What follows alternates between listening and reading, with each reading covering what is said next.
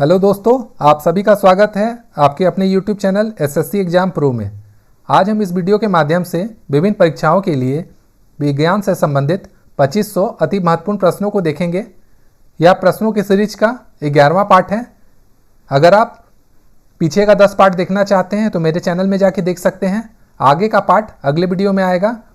अगर आप पूरे सीरीज के प्रश्नों को अच्छे से समझ लेंगे तो आप ऑलमोस्ट सभी प्रश्न विज्ञान से संबंधित सीख लेंगे, जो आपके आने वाले परीक्षाओं की दृष्टि से बहुत ही इंपॉर्टेंट हो जाएगा। तो चैनल को लाइक, शेयर और सब्सक्राइब जरूर कर लें तथा नोटिफिकेशन बेल को भी क्लिक कर लें। तो चलिए शुरू करते हैं प्रश्नों की सीरीज का पार्ट 11 का पहला प्रश्न। तो पहला प्रश्न है, सबसे बड़ा उड़ने में असमर्थ पंछी जो सबसे तेज गति से दौड़ सकता है वह है पेंगुइन, कीवी, ऑस्ट्रिच या फिर एमू। तो इसका आंसर होगा ऑप्शन नंबर सी, ऑस्ट्रिच। अगला प्रश्न है, पावो क्रिस्टेसन किसका वैज्ञानिक नाम है? बाघ का, मेढक का, मनुष्य का या फिर मोर का? तो इसका आंसर होगा ऑप्शन नंबर डी, मोर का। अगला प्रश्न है, कुफरी किस फसल की किस्म है? आलू की, टमाटर की, सलजम की या फिर केला की? तो इसका आंसर होगा ऑप्शन नंबर ए, आलू की। अगला प्रश्न है, निम्नलिखित में से कौन सा प्राणी स्तनधारी नहीं है? मछली, चमगादड़, व्हेल या फिर मनुष्य? इसका आंसर है ऑप्शन नंबर ए, मछली। अगला प्रश्न है, डॉल्फिन अभिगृत किए जाते हैं मत्स्य में, उभयचर में, सरीसृप में या फिर स्तनी में? तो इसका आंसर होगा ऑप्शन नंबर डी, स्तनी में। अगला प्रश्न है, भारत का राष्ट्रीय स्तनी है? गाय, मयूर, सिंह या फिर बाघ? इसका आंसर होगा ऑप्शन नंबर डी, बाघ। अगला प्रश्न है, व्हेल के हृदय में कितने चैम्बर होते हैं? 2, 3, 4 या फिर 1? तो इसका आंसर होगा ऑप्शन नंबर सी, 4। अगला प्रश्न है, पीताम्बरी एक प्रजाति है धान की, सरसों की, गेहूं की या फिर चना की? इसका आंसर होगा ऑप्शन नंबर बी, सरसों की। अगला प्रश्न है, डॉल्फिन किस वर्ग का उदाहरण है? एम्फीबियम का, पंछी का, स्तनधारी का या फिर मत्स्य का? इसका आंसर होगा ऑप्शन नंबर सी, स्तनधारी का। अगला प्रश्न है, मनुष्य के शरीर में पसलियों के कितने जोड़ होते हैं? 12, 10, 14 या फिर 11? इसका आंसर होगा ऑप्शन नंबर ए, 12। अगला प्रश्न है, शरीर का सर्वाधिक प्रबल अस्थि होती है जांघ में, जबड़े में, भुजा में या फिर गर्दन में? इसका आंसर होगा ऑप्शन नंबर बी, जबड़े में। अगला प्रश्न है, मनुष्य के शरीर में पैर की हड्डी होती है, खोखली होती है, संबंधी होती है, ठोस होती है या फिर किलक होती है? इसका आंसर होगा ऑप्शन नंबर ए, खोखली होती है।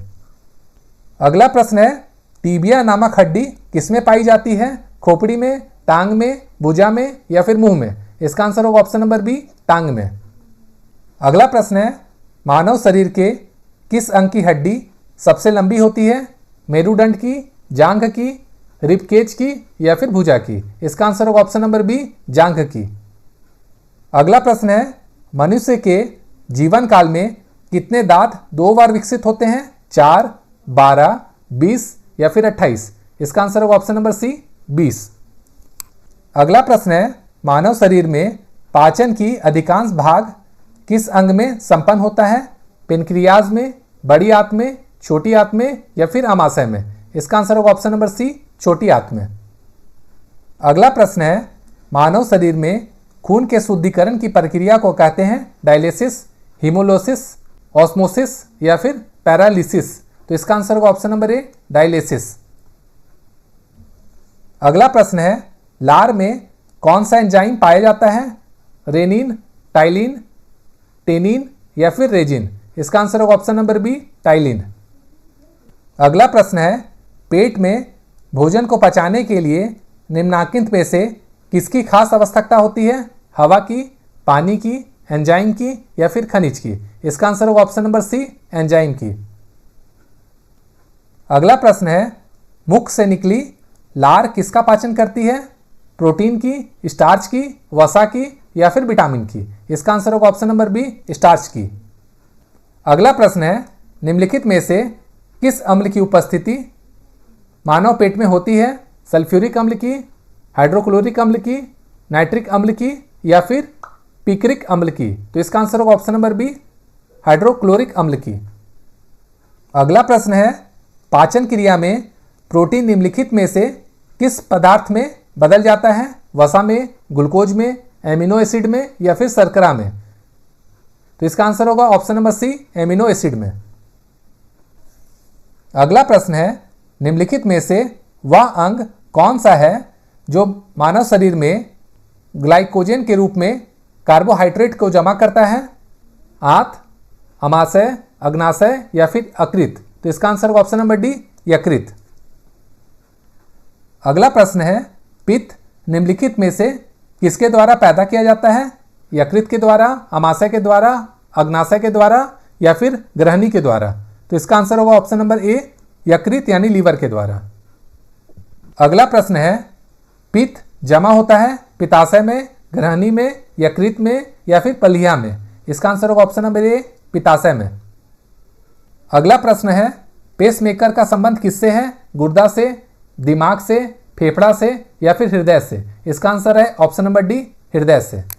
अगला प्रश्न है, पेसमेकर का कार्य है मूत्र बनने का नियमन, पाचन क्रिया का नियमन, दिल की धड़कन प्रारंभ करना या फिर श्वसन क्रिया प्रारंभ करना? तो इसका आंसर होगा ऑप्शन नंबर सी, दिल की धड़कन प्रारंभ करना।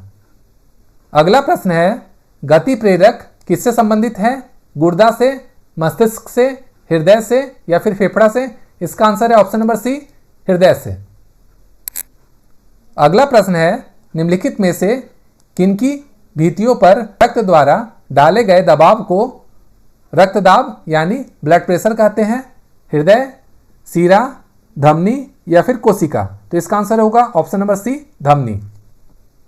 अगला प्रश्न है, मनुष्य के शरीर में हृदय को एक बार धड़कने के लिए कितना समय लगता है? 1 सेकेंड, 1 मिनट, 1.5 सेकेंड या फिर 0.8 सेकेंड? तो इसका आंसर होगा ऑप्शन नंबर डी, 0.8 सेकेंड। अगला प्रश्न है, स्वस्थ मनुष्य में प्रति मिनट हृदय स्पंदन होता है 58 बार, 67 बार, 72 बार या फिर 90 बार? इसका आंसर होगा ऑप्शन नंबर सी, 72 बार। अगला प्रश्न है, स्वस्थ मनुष्य का रक्तचाप जिसमें होता है सिस्टोलिक और डायस्टोलिक, तो वह कितना होता है?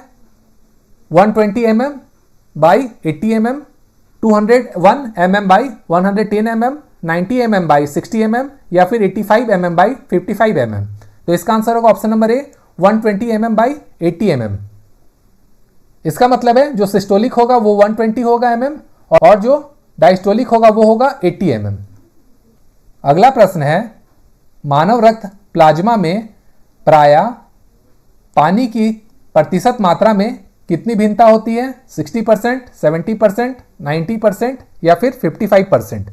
तो इसका आंसर होगा ऑप्शन नंबर सी, 90%।